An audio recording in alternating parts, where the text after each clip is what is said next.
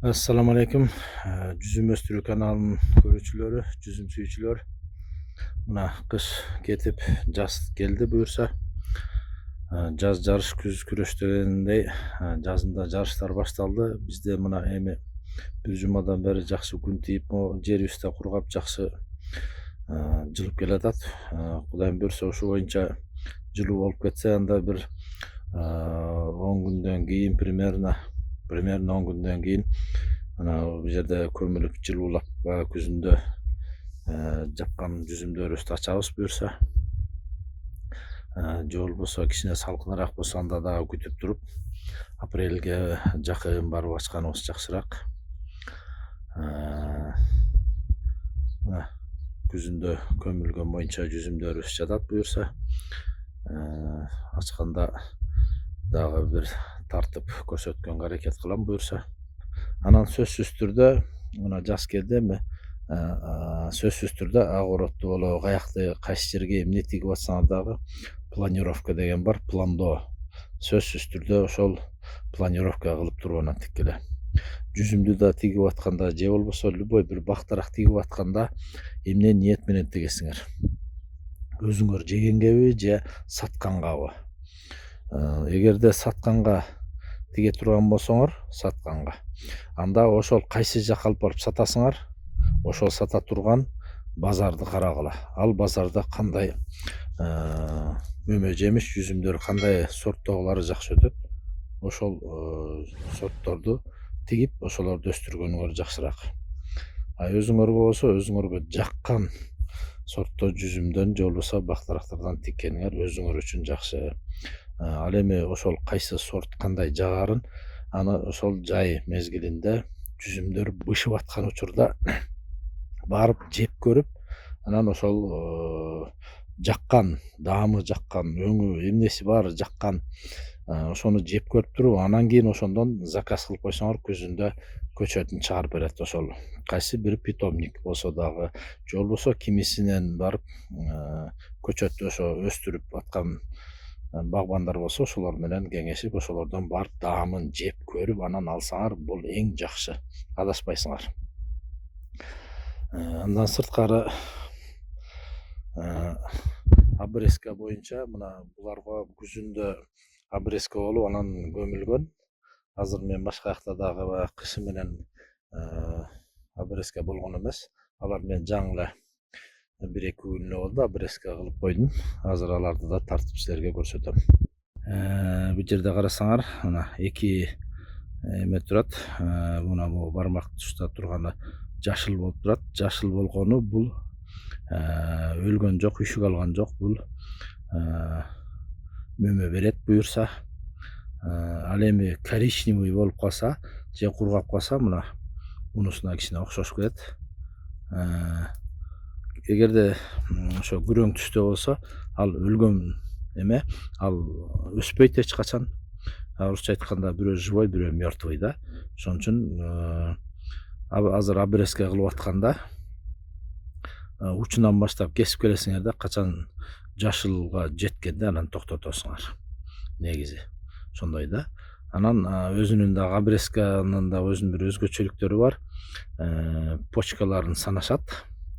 8 почкадан 12ге чейин болот. Бир рукавда аны да эсептесеңер болот. Бирок бир түпкө 40, бир 50 почка общий. Мисалы үчүн 5-өнү калтырсаңар, ар бирине 10 почкадан калтырып койсоңор болот. Ал жөнүндө интернетте көп. Мен аны айтпай эле коеюн. Мен жана мурунку айткан эмедей болуп. Өзүңөр эле багы эсептеп, өзүңөргө карап, ошон үчүн багы жүзүмдү дагы тигип атканда сөзсүз сортун билип, сортун жазып коюп жүргүлө. Ар бир жүзүмдүн сорту, ар бириники өзүнчө бир өзгөчөлөрү бар. Бирөө жакшы өсөт, бирөө слабыйраак болот. Слаборослый, среднерослый, анан сильнорослый депчи. Ошондой болуп өсөт жүзүмдөр. Ошон үчүн ошол жүзүмдүн сортун билсеңер, анан ал кандай экенин аны интернеттен окуп алсаңар болот. Ошого жараша анан кийин обрезкасы да ошондой болот. Кээ бири короткий обрезка нарашки деп коет. Рожок деген сөздөн да нарашки деп коет. Ал эмне? Мына бул жерде 1, 2, 3 почканы калтырып эле бул жерден кесип коет. Бул однолетка мөмө берет.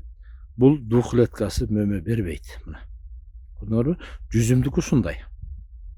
Жүзүм былтыркы чыккан, быйылкысы уже однолетка болуп калды. Ушул однолеткасы мөмө берет дагы. Бул двухлетка, трехлетка.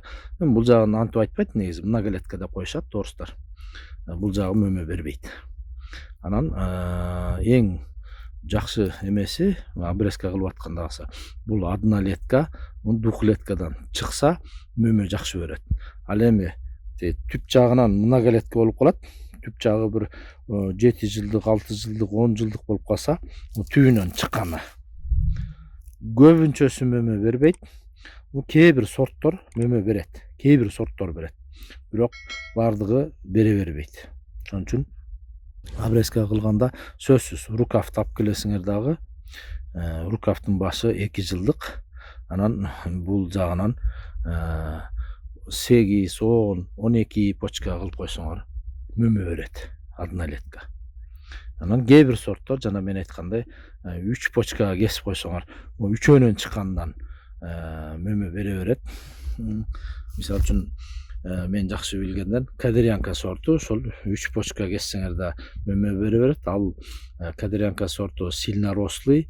Мисалы үчүн кээ бир жүзүмдөр 3 метр, кээ бир 3,5 метр, кээ бир жери слаборослыйлар 2,5 метрге чейин эптеп араң берет. Мөмөнү ошону эптеп өстүрө алат. Ал эми кадырянканы 7-8 метрге чейин өстүрсөңөр ал мөмө бере берет.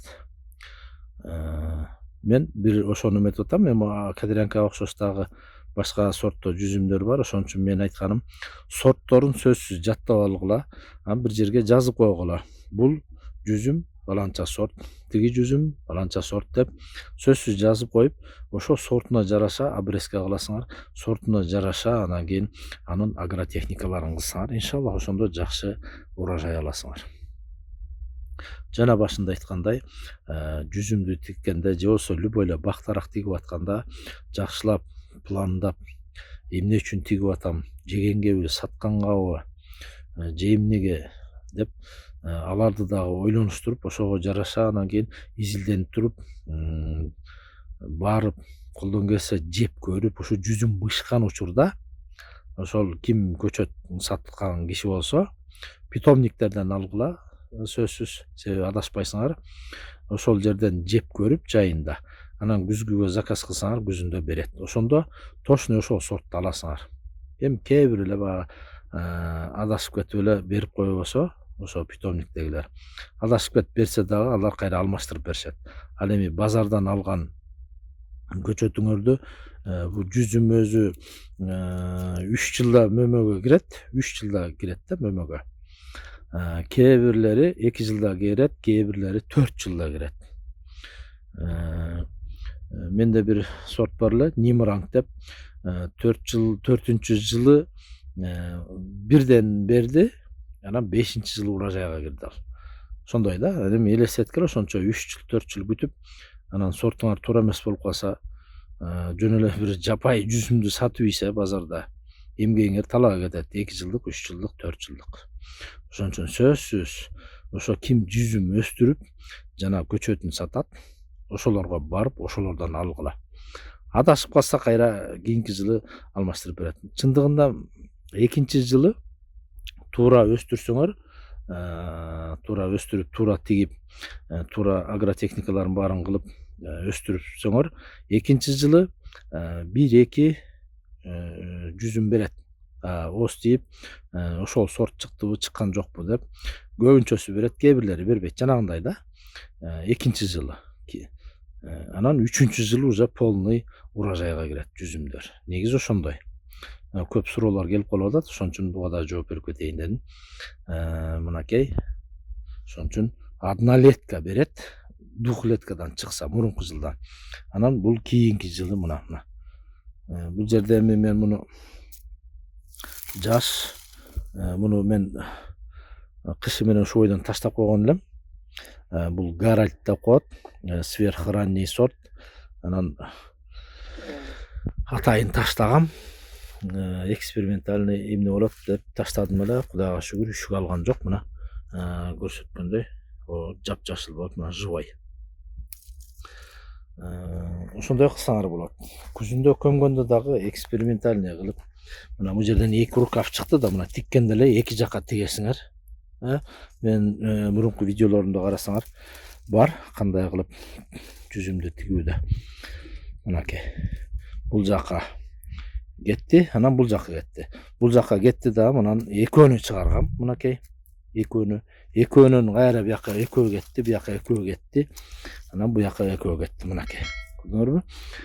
Эми муну мен азыр бул жакка зым тартып туруп, анан ошого илем. Бул полно 2-2ден кылып илип чыгам. Мына көрдүңөрбү? Мына тиккенден кийин эле сразу жер менен жер экини өстүрөсүңөр, бирөөнү бияка, бирөөнү бияка. Или экөөнү тең бир жакка өстүрөсүңөр дегенде бир жакка өстүрөт болсоң, кайсы тарапка өстүрүп алсаңар, ошол жагына ушундай жаткырып кыйшитип өстүрөсүңөр. Кийин жаткырып кышында жылуулап көмгөнгө бул аябай жакшы, удобный болот да. Мынакей. Көрүп атасыңар. Өстүргөндө ошондой. Мен ошондо 6 турат. Экөөнү запас кылып койгом. Балким бирөөсүн сол жакка кетсе, бирөөнү оң жакка кетсе, ортосу пустой калат. Анда мен муну экөөсүнүн ортосуна кайра илип коем, берге зым тартып туруп.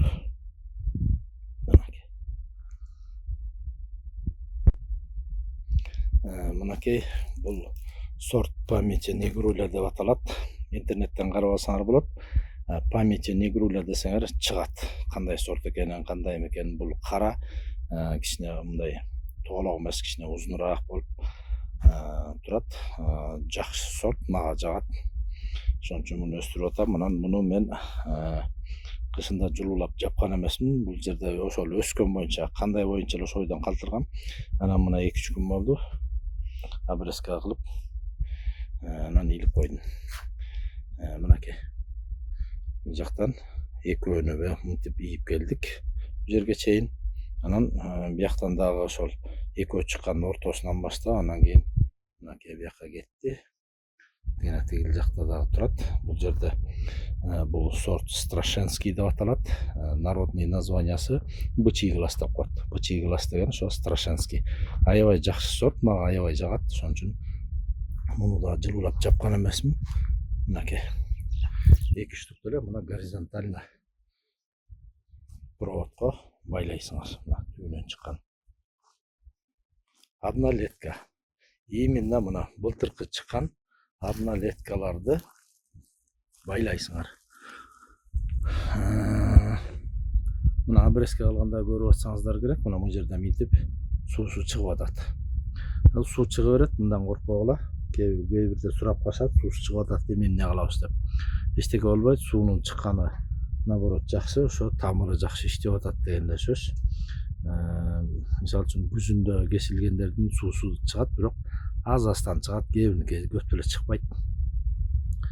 Жазында кесилген, жаңы кесилгендердики ушинтип чыга берет.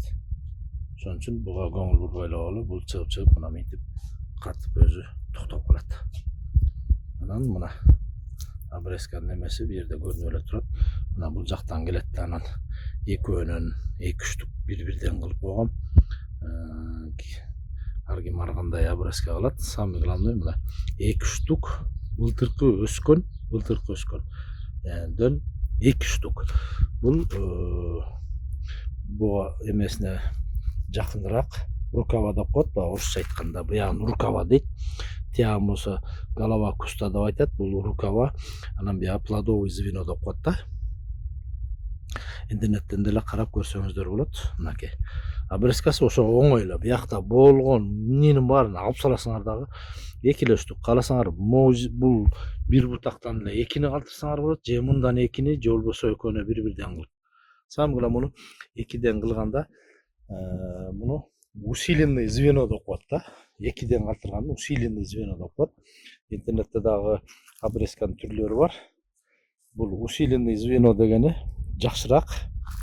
Мына бул жерде дагы суусу агып атат мына.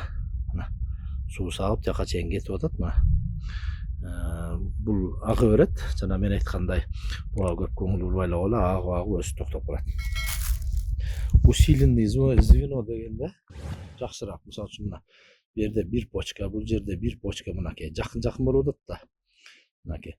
Эми өскөндөн кийин ошо бир карыш кылсаңар 20 сантиметрден мисалы үчүн муну кой бердиңер, мунун баарын үзүп саласыңар дагы бу жерден жакшы чыккан бирөөсүн кое бересиңер. Экөөнүн ортосун мына 20 сантиметрден кылып туруп, анан түп түз кылып өйдө өстүрсөңөр, ошол жакшы болот мынакей.